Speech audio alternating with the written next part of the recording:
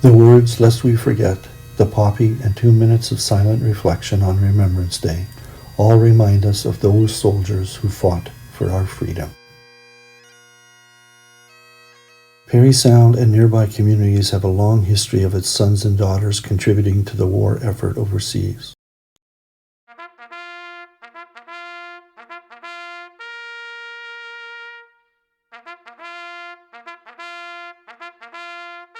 The Mayor and Council of Parry Sound paid tribute to veterans when they unveiled a plaque in Market Square Park, where local branch 117 of the Legion holds annual Remembrance Day celebrations. Rudyard Kipling's use of "Lest We Forget" in his prophetic poem Recessional for Queen Victoria's Diamond Jubilee was written 17 years before England would be drawn into World War I with Germany.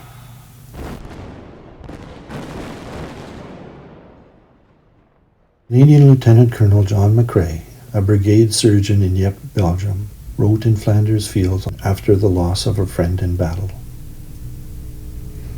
McCrae himself was laid to rest in France after succumbing to pneumonia. In his poem, he admonishes the living not to break faith with those who die, lest we shall not sleep though poppies grow in Flanders Fields.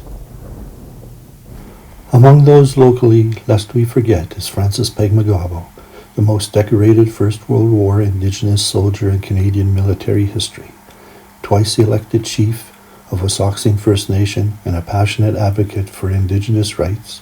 He rejoined the military to train young marksmen in the lead-up to the Second World War.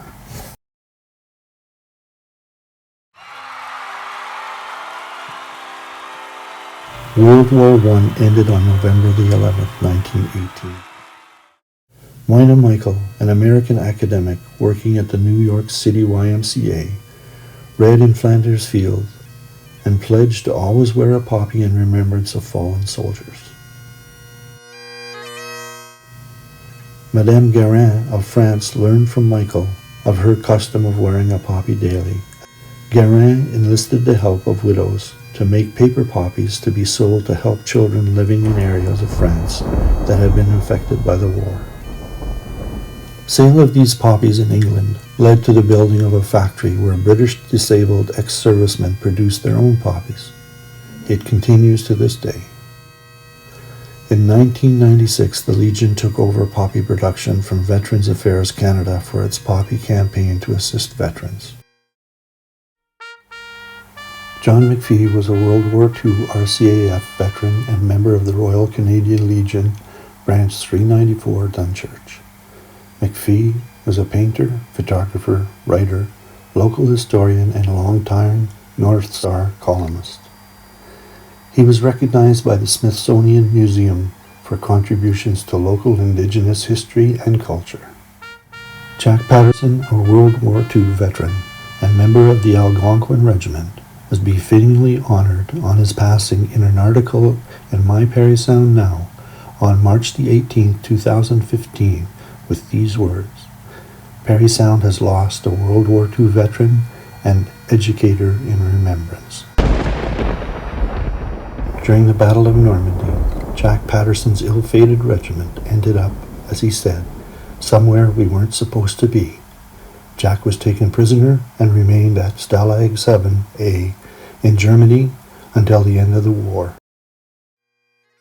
Jack put content in the paper, on the monument, and in local archives so we would never ever forget. It's our responsibility to carry that torch. It's the least we can do for Jack, noted North Star Editor-in-Chief Jack Tynan. I can remember growing up in Rouen-Noranda, Quebec in the 1950s and seeing my father, a World War II veteran, and my mother, President of the Royal Canadian Legion Ladies Auxiliary, dressed in blue and grey, with their heads held high, wearing a tam adorned with a poppy, as they marched in their Remembrance Day parade. Lest we forget.